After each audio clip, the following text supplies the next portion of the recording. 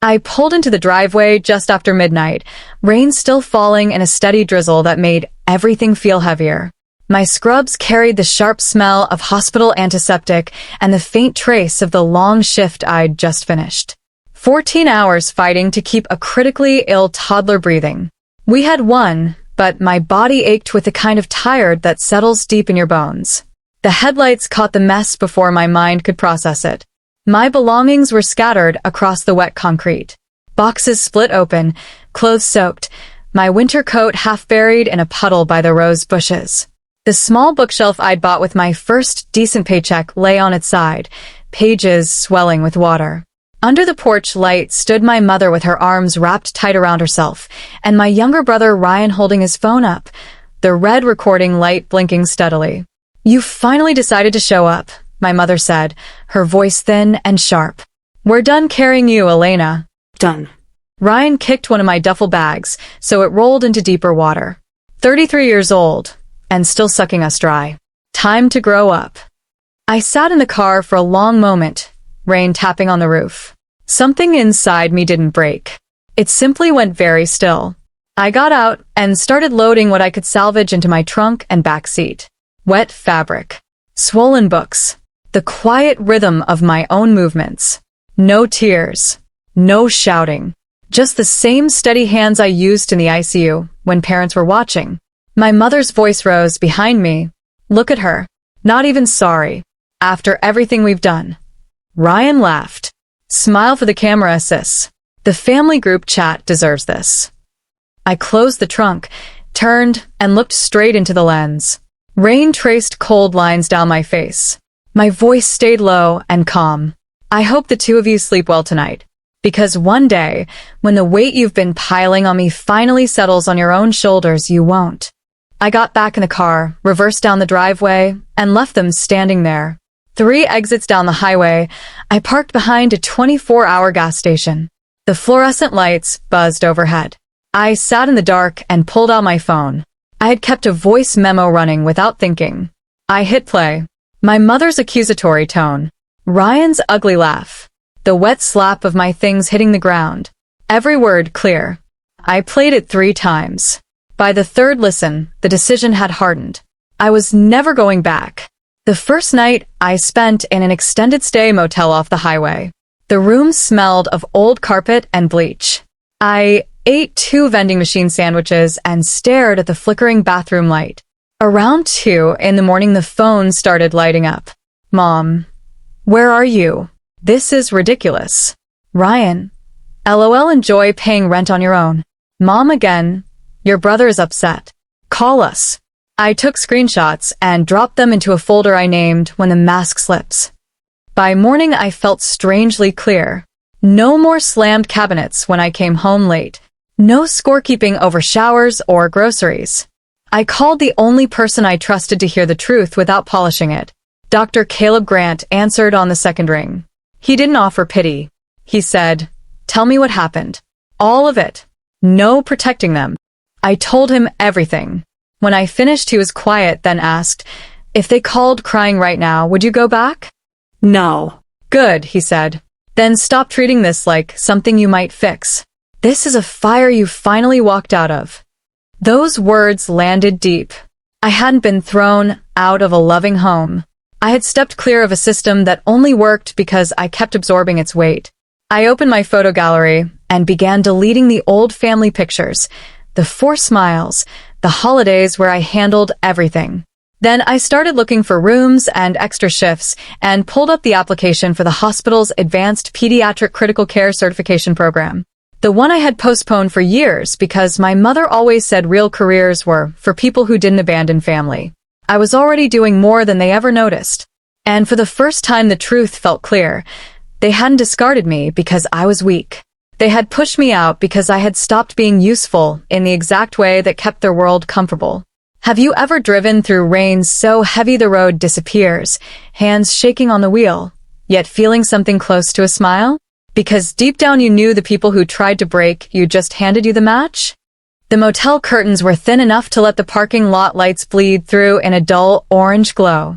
I sat on the edge of the bed with a cup of burnt coffee from a lobby, staring at the application portal for the Advanced Pediatric Critical Care Certification Program.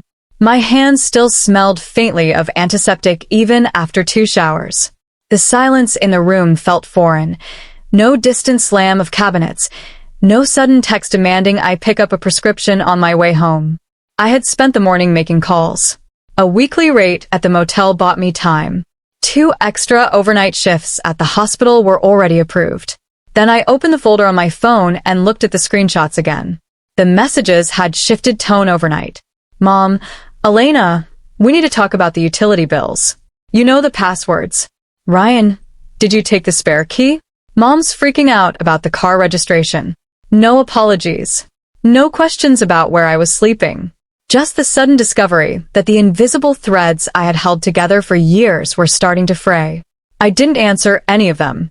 Instead, I called Dr. Caleb Grant again. This time he picked up between rounds. His voice came through steady, the way it did when he was guiding a resident through a difficult line placement. Tell me where you are right now, he said. I described the motel room, the flickering light, the way the rain sounded against the window like it was trying to get in. I didn't soften any detail about the night before. He listened without interrupting. When I finished, he said, "You're already doing the work of someone who belongs in that certification program. Apply today. Don't wait for permission that will never come." His words settled somewhere deep in my chest, warm against the cold that had taken root the night before. I submitted the application before the call ended. Then I started searching for rooms to rent. One listing caught my eye, a small studio above an old garage owned by a retired school counselor named Mrs. Irene Hale. The photos showed plain white walls, a single window overlooking a quiet backyard, and rent that wouldn't swallow every extra shift I picked up. I drove there that afternoon. The rain had eased into a mist that clung to the pine trees lining the street. Mrs. Hale met me at the door, wearing a faded cardigan and practical shoes. She didn't ask why I needed the place so suddenly. She only wanted to know if I smoked or kept odd hours because of work. "I'm a nurse," I told her. "Nights mostly." She nodded once, like that explained enough. "The place is quiet. No drama. That's all I ask." The studio smelled faintly of sawdust and fresh paint. A folding table and chair waited in one corner, and the mattress on the floor looked clean even if it came from the previous tenant. It was small, almost bare, but it was mine. No one would be waiting to tell me I was selfish for needing sleep after a shift. That first night, there I sat on the floor eating cold takeout straight from the carton and listened to the silence. Real silence. Not the loaded kind that came before an argument. Not the fake kind where everyone pretended everything was fine. Just the soft hum of the refrigerator and the occasional creak of the old garage below. My phone buzzed a few times. More messages. "Mom, your brother says the insurance reminder came. You always handled that." "Ryan, this is getting ridiculous. Call Mom back." I took more screenshots and added them to the folder. Then I closed the phone and let the quiet settle again. The next few days blurred into a rhythm I hadn't known I needed. Extra shifts at the hospital where the chaos made sense. A hit-by-car puppy that came in at 2 a.m. I moved on instinct, steady hands, clean lines, no panic. Dr. Grant noticed at the end of one shift. He pulled me aside near the supply room, his white coat slightly rumpled from hours on his feet. "Your application went through the first review," he said. "They liked what they saw. Keep going. You've earned this." I almost laughed at how simple it sounded. Earned. At home, that word had always come with conditions I could never quite meet. Back at the studio, I unpacked the few boxes I had salvaged. A couple of nursing textbooks. A photo of the ocean I'd taken years ago on a rare day off. Nothing from the old house. I changed my emergency contact from my mother to Dr. Grant with one tap on the phone. It felt like cutting a thin wire that had been wrapped too tight around my ribs. The messages from home kept coming, but the tone kept shifting. Less anger, more inconvenience. "Mom, the pharmacy called about my refill. You know how they get when it's late." "Ryan, Dad's old truck needs the registration renewed. You did that last time." I read them in the quiet of the studio and felt the weight of what I had carried slowly lifting. I hadn't been a burden. I had been unpaid infrastructure. The one who remembered appointments, paid half the groceries when money ran short, stayed home on weekends, so someone was always there. Without me, the house was starting to feel it. One evening, Mrs. Hale knocked on my door with a small casserole dish. She didn't push for details, but she mentioned in passing that she knew a few people in the old neighborhood. Nothing dramatic, just facts.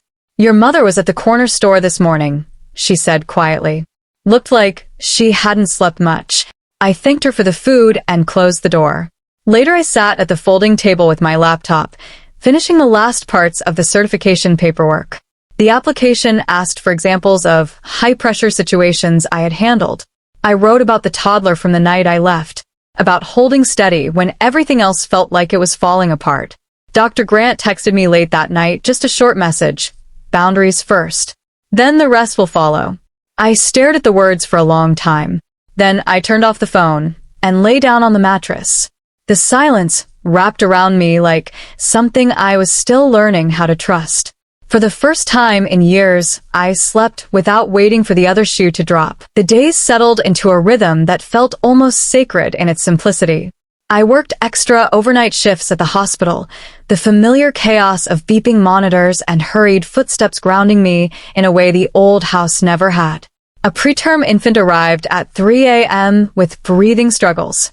I moved without hesitation, adjusting oxygen levels, charting every change with steady hands. Dr. Grant observed from the doorway, giving a small nod when the numbers finally stabilized. No praise in front of the team, just that quiet acknowledgement that said I belonged there. Back at the studio, the silence no longer felt empty. It felt earned. I unpacked the last box slowly, placing my nursing textbooks on the shelf Mrs. Hale had let me borrow. The faint smell of sawdust lingered, mixing with the rain that still fell softly against the window most evenings. No one slammed doors when I came home late. No one kept score of how long I showered or questioned why I bought my own groceries. The messages from home continued, but the mask was slipping further. Mom, the anxiety is worse this week. The pharmacy won't release the refill without the old account details. You always handled this. Ryan, Mom keeps asking about the bills. This is on you now. I read them in the dim light of the studio, then added the screenshots to the folder without replying. Each one was another thread unraveling. I had managed her prescriptions, paid half the utilities when money ran short, stayed home on weekends, so someone was always there for deliveries or emergencies. I hadn't been selfish. I had been the glue holding their fragile system together. One afternoon, Mrs. Hale knocked with a plate of fresh bread. She didn't pry, but she mentioned casually that she had run into an old acquaintance from the neighborhood. Your mother was at the clinic yesterday, she said. Looked exhausted. Said the house feels different without the usual routine. I thanked her and closed the door gently. Different. That was one way to put it.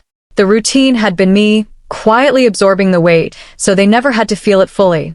At the hospital, the certification program moved forward.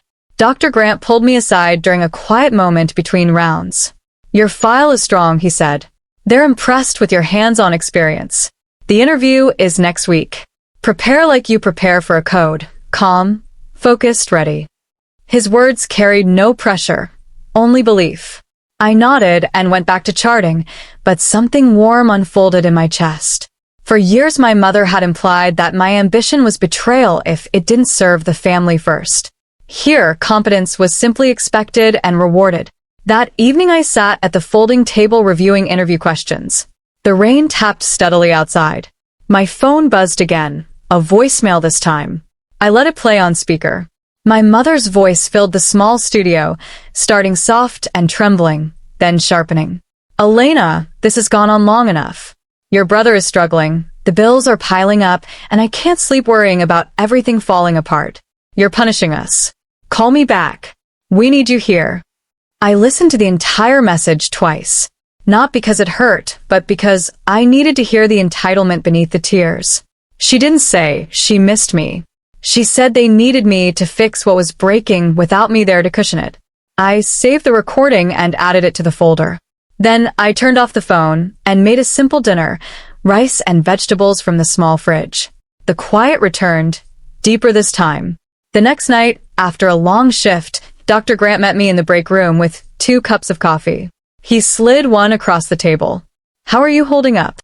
I told him about the voicemail, the shifting messages, the way absence was exposing what had always been there. He listened, then said, "You're not responsible for their chaos. You never were. Keep choosing yourself. The program will open doors you didn't even know existed." His steadiness anchored me. I finished the coffee and drove back to the studio under a clearing sky. Mrs. Hale was watering the small garden near the garage. She looked up as I passed. "Heard your mother was asking around about you at the market." Not in a worried way. More like inconvenience. I nodded. Inconvenience. That was the truth finally showing itself. Inside, I changed into comfortable clothes and sat by the window. The certification interview loomed, but instead of anxiety, I felt a quiet focus.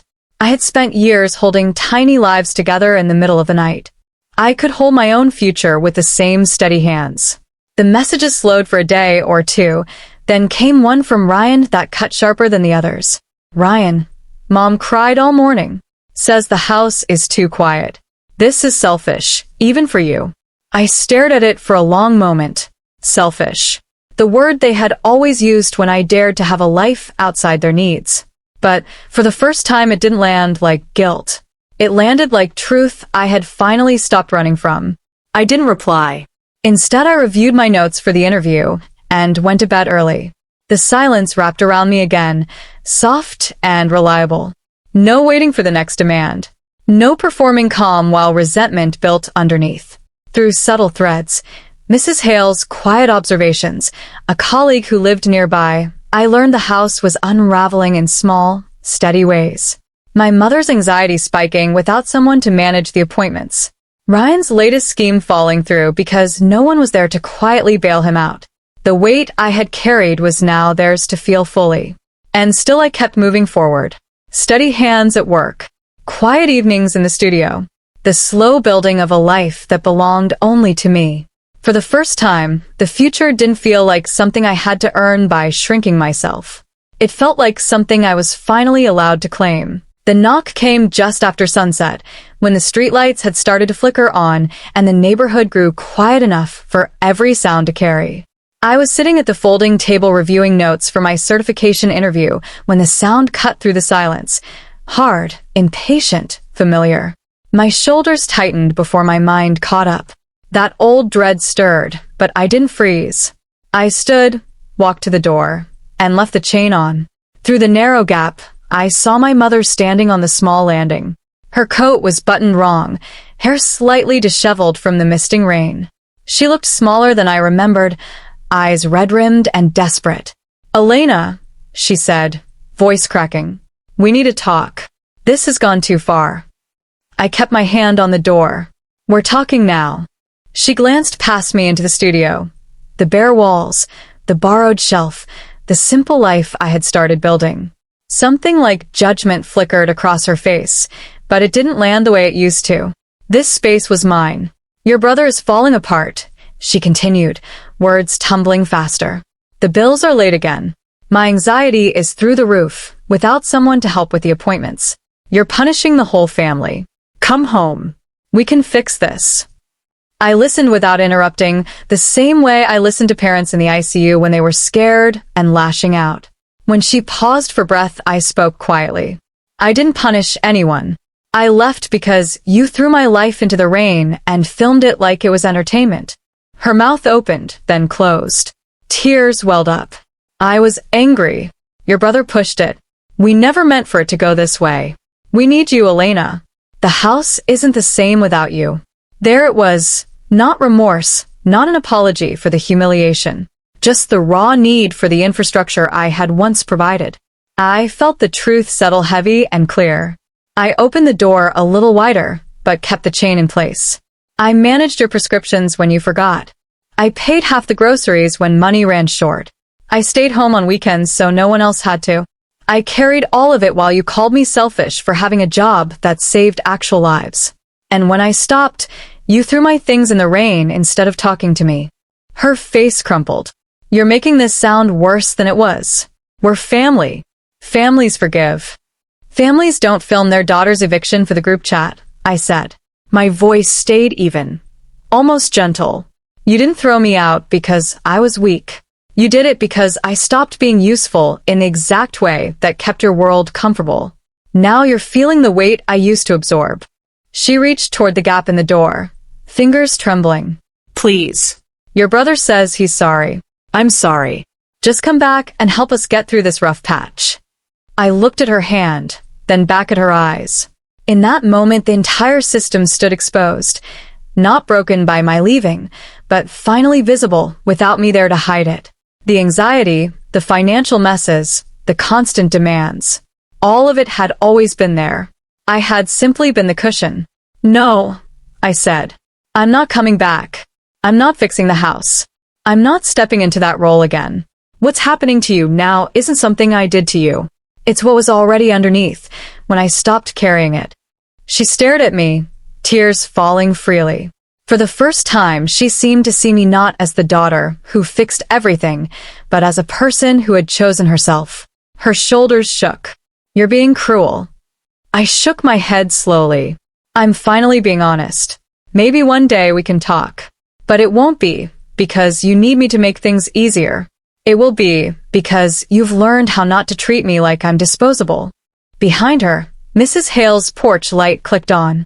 One curtain across the street moved slightly.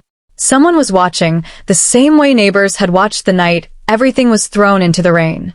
My mother wiped her face, voice dropping to a whisper. This isn't you. It is now, I said. She stood there a moment longer, rain misting around her, then turned and walked back to her car. The engine started, and she drove away too quickly, tires cutting through a puddle. I closed the door, slid the chain free, and leaned against it. My knees felt weak, but I didn't cry. The adrenaline passed in slow waves while I breathed through it. 10 minutes later, my phone buzzed. Mrs. Hale, saw her leave. You okay? Proud of how you stood your ground. I sent back a short thank you and set the phone down. Later that night, Dr. Grant called. I put him on speaker while I washed the few dishes in the sink. He didn't push for details. He just stayed on the line, talking about a difficult case from his shift, letting the normal conversation fill the quiet. His voice reminded me I wasn't alone in this new life. The confrontation didn't bring dramatic collapse or instant apologies that fixed everything. It brought something quieter and heavier, the clear understanding that the family system had never been about love without conditions. It had been about roles. And I had finally stepped out of mine. I slept that night with the window cracked open, rain tapping softly. The dread that had lived in my shoulders for years felt a little lighter. Not gone, but no longer in control. The twist wasn't in their sudden change. The twist was in me, seeing clearly for the first time that leaving wasn't betrayal. It was survival. The community pediatric health fair stretched across the park near my old neighborhood, bright banners flapping in the spring breeze and the sound of children laughing mixing with barking dogs from the rescue area. Our hospital sponsored the event every year, and because I had been accepted into the Advanced Pediatric Critical Care Certification Program, Dr. Grant asked me to represent the clinic at the intake tent. I almost turned down the assignment when I realized how close it was to the old house. Then I remembered the night in the rain and decided I was done rearranging my life to avoid them. I wore clean navy scrubs with the hospital logo, my new badge clipped neatly at my chest. My hair was tied back, and for the first time in weeks I felt steady in my own skin. The first hour passed in calm focus, checking in foster dogs, answering questions from worried parents, helping a little boy overcome his fear of a gentle three-legged pit bull named Rosie. I was good at this, useful in a way that had nothing to do with fixing someone else's chaos. Around noon I saw them across the field. My mother stood at a folding table helping with a neighborhood association picnic, paper plates in hand. Ryan lingered nearby, laughing too loudly with a couple of neighbors, performing normalcy so hard it looked painful. My father wasn't there. Maybe he couldn't face the crowd after everything. They hadn't noticed me yet. Then someone from the old street recognized me in uniform.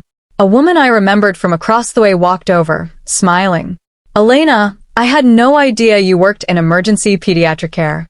That's wonderful work. Others followed. colleagues introduced me as one of the strongest techs on the floor. Dr. Grant, who had stopped by the tent, added loudly enough for nearby ears to hear. She's heading into the advanced certification track. We're lucky to have her. The air changed. I wasn't the daughter whose belongings had been thrown in the rain anymore. I was the nurse people trusted with their children's lives.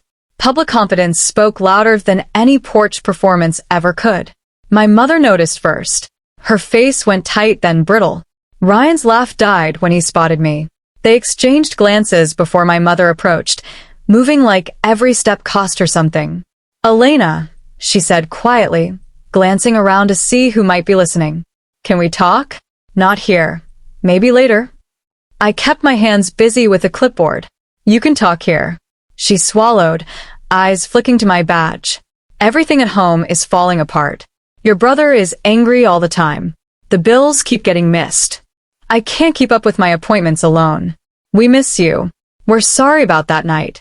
It got out of hand." Ryan joined her a moment later, looking rougher than before, eyes tired, shoulders slumped. "Yeah, I didn't think it would go this far. I was being stupid with the phone. Mom's been crying a lot." I let their words sit in the bright afternoon air, surrounded by the normal sounds of the fair. Dogs barking, kids calling out, volunteers chatting. No dramatic scene. No raised voices. Just the truth I had carried quietly for weeks. "You threw my life into the rain and filmed it," I said evenly. "You laughed while my things got soaked. Then you spent weeks demanding I come back to handle the very things I used to carry for free. That wasn't a rough patch. That was the system working exactly as it always had, until I stopped being the cushion." My mother's eyes filled. "We're family. Families make mistakes. Families don't treat each other like disposable help," I replied. "I'm not coming back. I'm not fixing the house or managing the chaos. What happened after I left isn't something I did to you. It's what was already there when I stopped absorbing it all." Ryan looked at the ground, kicking at a patch of grass. "So that's it? You're just done with us?" I shook my head. "I'm done with the old role. Maybe one day we can talk like real people. But it won't be because you need me to make life easier. It will be because you've learned I'm not something you can throw away when I stop serving the house." Dr. Grant called my name from the next table, needing help with intake forms. I turned back to work without another word. They stood there a moment longer, my mother's shoulders shaking slightly, Ryan staring at my badge like he was seeing me for the first time. Then they walked away, disappearing into the crowd on the other side of the park. No big reunion. No tears that fixed everything. Just me choosing my own life in full view, while they finally understood they were no longer the center of it. Later, when the fair began to wind down and the park emptied, I stood alone by my car. The sun had warmed the air, and the scent of cut grass mixed with distant barbecue smoke. I pulled out my phone and opened the old voice memo from that first night. My mother's sharp words, Ryan's laugh, the wet sounds of my belongings hitting the ground. I listened for 5 seconds, then deleted it. I didn't need the proof anymore. The consequences had already arrived in their own quiet way. My mother was learning that neutrality in dysfunction wasn't innocence. Ryan was discovering that cruelty done for family approval still counted as cruelty. And they both now knew I existed as a person, not just a role. I locked the car and walked back toward the hospital volunteers packing up. Mrs. Hale had texted earlier saying she was proud of how far I had come in such a short time. Dr. Grant gave me a nod across the field that said more than words. That evening, back in the studio, I sat by the open window with a cup of tea. The rain had held off, leaving the air clean and still. For the first time since that night in the driveway, the weight in my chest felt truly lifted. I used to believe family was forever no matter what. Now I understood that love which only exists when you stay small isn't love at all. If they only valued the obedient, useful, silent version of me, then walking away had been the first honest thing I ever did.